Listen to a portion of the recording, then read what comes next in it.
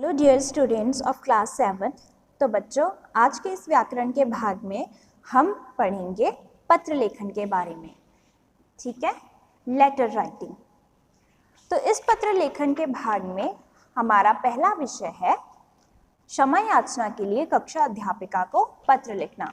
तो आज के इस वीडियो में हम पढ़ेंगे कि अगर हमने अध्यापिका से क्षमा याचना मांगनी है तो उनको पत्र कैसे लिख सकते हैं।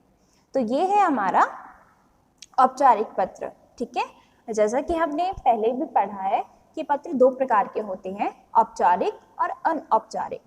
औपचारिक पत्र जो हम अपने अध्यापक, प्रधानाचार्य या किसी ऑफिसर को लिखते हैं, किसी अधिकारी को लिखते हैं, और जो अनौपचारिक पत्र होते हैं वो हम अपने मित्र, सगे संबंधियों, ठीक है, उनको लिखते हैं।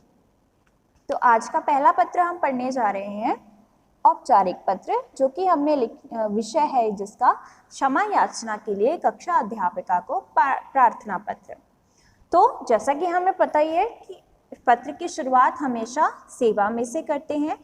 जब भी कोई हमने औपचारिक पत्र लिखना होता है तो उसकी शुरुआत हमेशा सेवा में, जिसको पत्र लिख रहे हैं फिर उसको संबोधित करना है, कक्षा अध्यापिका, फिर कक्षा अपने विद्यालय का नाम, राजकीय उच्च विद्यालय जो कि यहाँ पर लिखा हुआ है वसंत विहार, नई दिल्ली, उसके बाद पता। सबसे पहले सेवा में, उसके बाद जिसको हम पत्र लिख रहे हैं उसका नाम, विद्यालय का नाम, फिर पता, फिर उसको संबोधित करना है महोदया। क्योंकि यहाँ पर अध्यापिका फीमेल है तो हम यहाँ पर महोदया लिखेंगे। ठीक है, अगर कोई मेल हो, पुरुष हो तो महोदय, अगर स्त्री हो तो महोदया। उसके बाद, मुझसे भूलवश कक्षा की खिड़की का शीशा टूट गया है, कृपया क्षमा करें। मैं अपने मित्रों के साथ कक्षा में गेंद से खेल रहा था। कृपया आगे है, कृपया क्षमा करें, मैं अपने मित्रों के साथ कक्षा में गेंद से खेल रहा था। तो बच्चों यहाँ पर हमने एक कारण देना है। ठीक है, अब यहाँ पर क्या है, उन्होंने सिर्फ लिखा हुआ है कि क्षमा याचना मांगनी है, आपने सॉरी मांगनी है। ठीक है, तो अब आपको सिचुएशन खुद बनानी पड़ेगी कि आपने ऐसी क्या गलती की है जिससे आपको अपनी अध्यापिका से क्षमा मांगनी है। तो इसमें एक कारण दिया हुआ है कि बच्चे से भूलवश जो है खिड़की का शीशा टूट गया है, इसीलिए वो अपनी जो अध्यापिका है उनसे क्षमा मांग रहा है कि गेंद अचानक शीशे पर जा लगी जिससे शीशा टूट गया।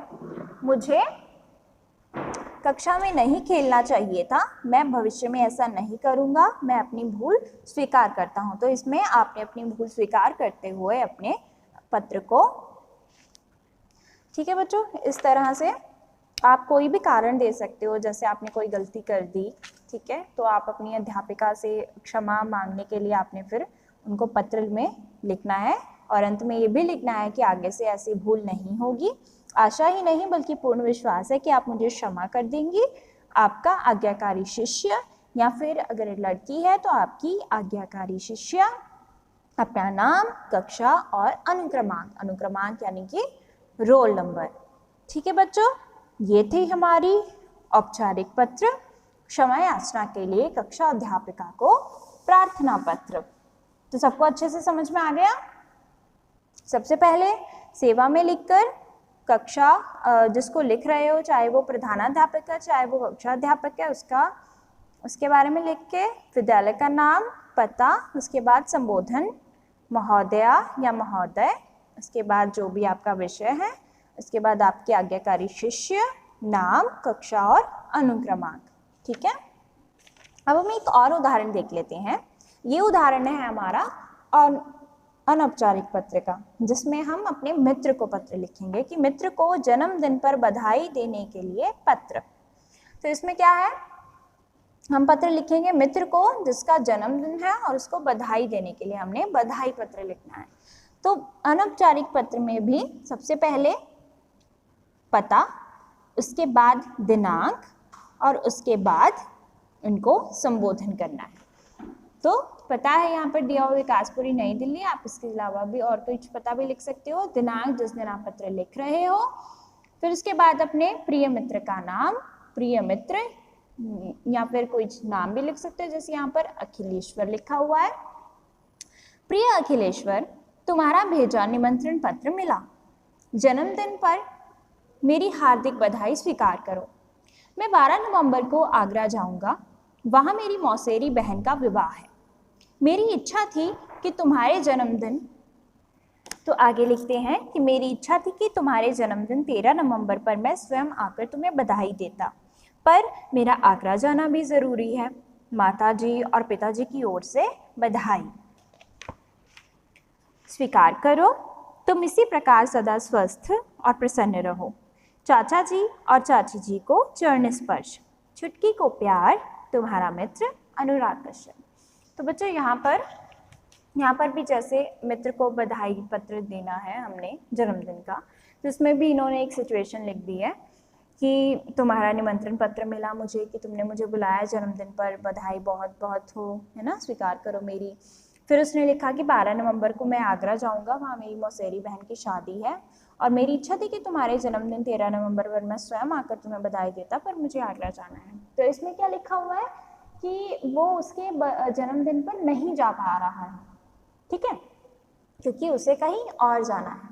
अब यहाँ पर सिचुएशन ऐसी दी गई है, लेकिन आप इस सिचुएशन को चेंज भी कर सकते हो। आप ऐसा भी लिख सकते हो कि आपका मित्र बहुत दूर है इसीलिए आप उसके पास नहीं जा सकते, या कुछ और भी लिख सकते हो।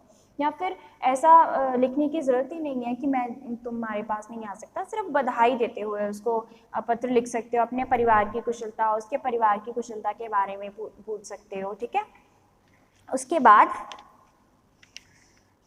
अंत में तुम इसी प्रकार सदा स्वस्थ और प्रसन्न रहो। ये लाइन भी लिखनी बहुत आवश्यक है क्योंकि आप अपने मित्र से बात कर रहे हो और मित्र की खुशी हमारी खुशी ही होती है ना। तो चाचा, अब उसके मित्र के परिवारजनों के लिए चाचा जी और चाची जी को चरण स्पर्श, छुटकी को प्यार, छुटकी यानी कि छोटी बहन, तुम्हारा मित्र, उसके बाद तुम्हारा मित्र लिखते हुए अपना आपने नाम लिख देना है, ठीक है बच्चों। अनौपचारिक पत्र लिखने में बहुत ही सरल होते हैं, ठीक है। इसमें क्या है, आपने अपनी निजी जो भावनाएं हैं वो लिखनी होती हैं, लेकिन औपचारिक पत्र में क्या होता है, औपचारिक पत्र में सिर्फ आपने कट टू पॉइंट बात लिखनी होती है। पॉइंट जो आपका विषय दिया हुआ है सिर्फ उससे संबंधित ही बात लिखनी होती है। लेकिन जो पत्र होते हैं, ठीक है, अनौपचारिक पत्र होते हैं, उसमें आप थोड़ी उसकी लंबाई भी बढ़ा सकते हो, बड़ा भी लिख सकते हो पत्र, छोटा भी लिख सकते हो, ठीक है। तो बच्चों ये थे हमारे आज के वीडियो जो कि हम आधारित थे पत्र पर। आज हमने 2 पत्र किए हैं। क्षमा याचना के लिए कक्षा अध्यापिका को प्रार्थना पत्र जो कि है एक औपचारिक पत्र, और दूसरा पत्र हमने किया मित्र को जन्मदिन पर बधाई देने के लिए बधाई पत्र, ये है अनौपचारिक पत्र, ठीक है बच्चों। आई होप सबको अच्छे से समझ में आ गया होगा। हमने पहले भी बहुत बार पत्र लिखे हुए हैं, तो इन पत्रों को दोनों को कॉपी में लिखकर इनकी अच्छे से प्रैक्टिस करना, कोई भी स्पेलिंग मिस्टेक ना हो, इनको अच्छे से याद करना, ठीक है बच्चों। तो ये थे हमारे आज का व्याकरण भाग जो कि हमने किया पत्र लेखन। Thank you students and have a nice day.